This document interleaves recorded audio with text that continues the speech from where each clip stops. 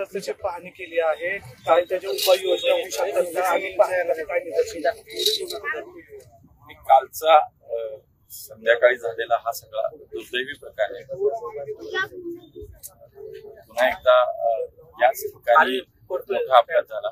दुर्दैवानं 8 लोक याच्यामध्ये दगावलेली आहेत। खरं तर मागच्या काही काळामध्ये या ठिकाणी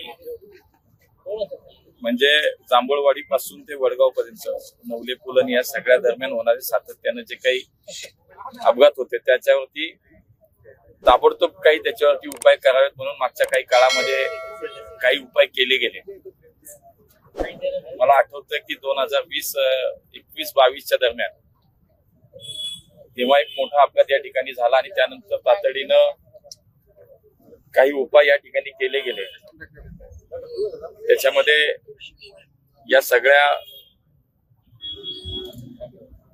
बोगद्यापासून ते नवले पुलापर्यंत ठिकठिकाणी स्पीड गन्स बसवल्या गेल्या, रंबलर्स टाकले गेले, जे पंक्चर्स ठिकठिकाणी सर्व्हिस रोडचे होते ते बंद केले गेले। त्यामुळे मागच्या 1-2-3 वर्षामध्ये बऱ्यापैकी दिलासा या ठिकाणी मिळाला, अपघात झाला नाही। पण कालचा अपघात हा अत्यंत दुर्दैवी आहे। मागणं येऊन एका भरधाव ट्रकनं आता ताबा सुटला की ओव्हरलोड होता त्याचा तपास सुरू आहे। म्हणून आता त्या अपघातामध्ये 8 लोक दगावली आहेत, काही लोक जखमी झाली होती, ती काही लोक आता हॉस्पिटलमध्ये त्यांना डिस्चार्ज मिळालाय। सगळ्या संबंधित यंत्रणांसोबत या ठिकाणी जी पाहणी केली त्याच्यामध्ये हाच निष्कर्ष आहे की कायमस्वरूपी याच्यावरती आता उपाय करणं हा निश्चितपणे आवश्यक आहे। आणि म्हणून पुन्हा काही रंबलर्सची व्यवस्था तातडीनं करणं असेल, सर्व्हिस रोडचा जो विषय त्याच्यामध्ये मग 2-3 एजन्सीज येतात, त्याच्यामध्ये PMRD येतं, त्याच्यामध्ये PMC येतं, त्याच्यामध्ये सार्वजनिक बांधकाम येतं, त्याच्यामध्ये NHAI येतं। तर यांच्याशी एक समन्वय त्यांच्यातला हा व्यवस्थित नाही होत का, तर तो झाला पाहिजे। मग उद्या तातडीने त्याची एक बैठक लावलेली आहे आणि तात्काळ काय करता येईल, तातडीनं हे उपाय आपल्याला हे अपघात थांबवण्यासाठी काय करता येईल ते उद्या होईल। पण कायमस्वरूपी याच्यावरती उपाय म्हणून ज्यावेळेला मागच्या मी म्हणालो तसा जो मोठा अपघात झाला त्यानंतर माननीय गडकरी साहेबांनी याच्यामध्ये लक्ष घातलं होतं। आम्ही सगळेजण त्यांच्याकडेही बसलो होतो, दिल्लीलाही बैठक झाली होती, पुण्यातही ते आल्यानंतर बैठक झाली होती। आणि त्यावेळेला नऱ्यापासनं म्हणजे अक्षरधाम मंदिरपासनं सुतारवाडी आणि सुतारवाडी ते रावेर असा उन्नत कॉरिडॉर नावाचा एक प्रोजेक्ट, त्याचा DPR तयार झालाय, त्याचे सगळे बाकी फॉर्मॅलिटीज कम्प्लीट झालेत। म्हणजे बोगद्यातनं बाहेर आल्यानंतर अक्षरधाम मंदिरापासून डायरेक्ट जो ओव्हरब्रिज तयार होईल तो सुतारवाडीला संपेल, सुतारवाडीवरनं चालू होईल तो रावेरला संपेल। हा त्याच्यावरचं एक परमनंट सोल्युशन भविष्यातला आहे आणि त्यामुळे तातडीने याच्यामध्ये आता तो प्रोजेक्ट लवकरात लवकर कार्यान्वित व्हावा हा प्रयत्न आमचा असणार आहे। माननीय गडकरी साहेबांनी सुद्धा त्या अपघातानंतर तातडीने या सगळ्या त्याचे निर्देश दिले होते, त्याचं सगळं DPR तयार सगळं आता फॉर्मॅलिटीज काही राहिलेलं नाही। त्यामुळे त्या प्रकल्पाला मंजुरी जवळजवळ 6000 कोटीचा तो प्रकल्प आहे। मी सातत्यानं आम्ही त्याच्यात त्यांच्याशी संपर्कात आहोत, त्यांनी त्याच्या अधिकाऱ्यांशी संपर्कात आहोत। पण कालचा प्रकार दुर्दैवी आहे, तो पुन्हा होणार नाही यासाठी तो एक कायमस्वरूपीचा उपाय तर नक्कीच करायचा आहे। पण आता तो तातडीनं त्याच्यामध्ये काय करायचंय तर अधिकच्या स्पीड गन्स या ठिकाणी जास्त वाढवता येतील का, त्याच्यावर कारवाई होईल का, ओव्हरलोडेड जे ट्रक्स येतात ते खेड शिवापूरच्या टोल नाक्यालाच तपासले जातील का, आणि शिवाय अधिकच्या पद्धतीनं या ठिकाणी रंबलर्स ठिकठिकाणी वाढवण्याची व्यवस्था, ह्या तातडीनं 2-3 गोष्टी करायच्या त्या सूचना दिलेल्या आहेत, ते तर होईल। पण कायमस्वरूपी उपाय हा त्याच्यावरचा जो मार्ग आहे त्याच्यावरती सुद्धा आम्ही काम करतो। हायवे अथॉरिटी सोबत काय बोलणं झाले का, त्यांनी याची दखल घेतली का? 100% नाही, आता त्यांचे अधिकारी इथं आहेत, त्यामुळे मी 2 प्रकारच्या गोष्टी आता आपण बोललो की एक तर तातडीनं याच्यावरती कमी वेळेमध्ये जे काय उपाय करता येईल अपघात रोखण्यासाठी ते केले पाहिजे। म्हणजेच खेड शिवापूरच्या टोल नाक्यावरती सगळे लोड जे काही ट्रक येतात त्यांचे लोड चेक करणे,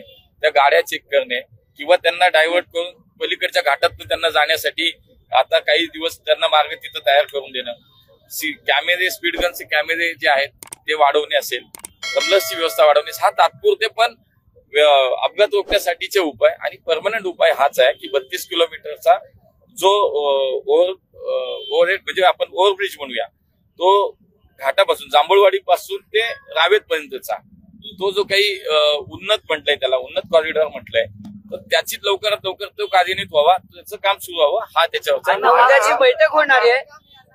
एक मिनिट तेच उद्या त्यासाठीच या सगळ्यांना एकत्रित सर्व्हिस रस्त्याच्या कामाच्या संदर्भात 2-3 एजन्सी त्याच्यामध्ये येतात. मी मगाशी म्हणत तसं PMRD येतं, PMC येतं, NHAI येतं, PWD येतं. या सगळ्या अधिकाऱ्यांना उद्या एकत्रित बैठक उद्या आम्ही ठरवलेली आहे. अपघात झाल्यानंतरच सगळ्या मंत्र्यांना यांना नाही, तोपर्यंत इथं कुणी येत नाही.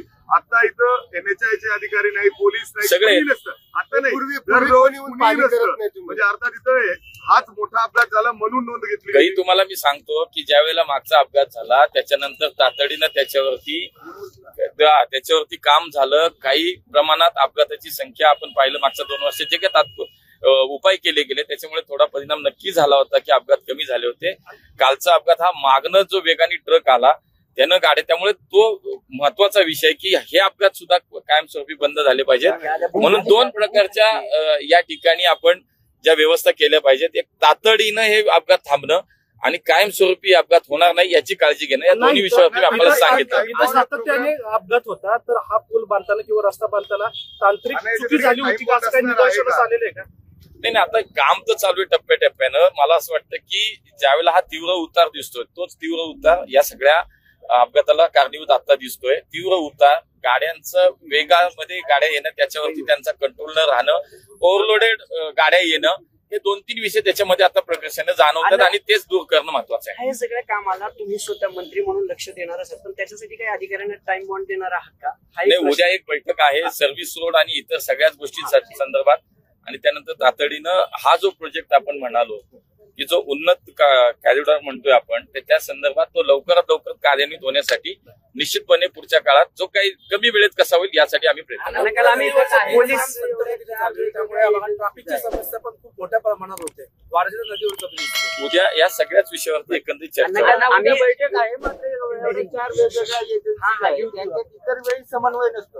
NHAI चे अधिकारी बोलत नाहीत, PMRD चे बोलत नाहीत, पोलीस बोलत नाहीत. तेच अधिकाऱ्यांना काही समजून उद्या तेच अधिकाऱ्यांना स्पष्टपणे सूचना आजही दिल्या, लावलीच आहे, त्याच सूचना दिल्या जातील आणि यांच्यातला समन्वयाचा अभाव असेल तर मात्र नक्की किती वाजता आणि कुठे असणार यांना? सकाळी आता 11ची टेंटेटिव्ह वेळ आहे सर्किट हाऊसला, पण मागे पुढे वेळ होऊ शकतो. हिंदी में जानना चाहेंगे, कल जो यहाँ पे एक्सीडेंट हुआ है, 8 लोगों की मौत हुई है, आपने जायजा लिया है, क्या अधिकारियों का कहना है, आपने क्या क्या बताया?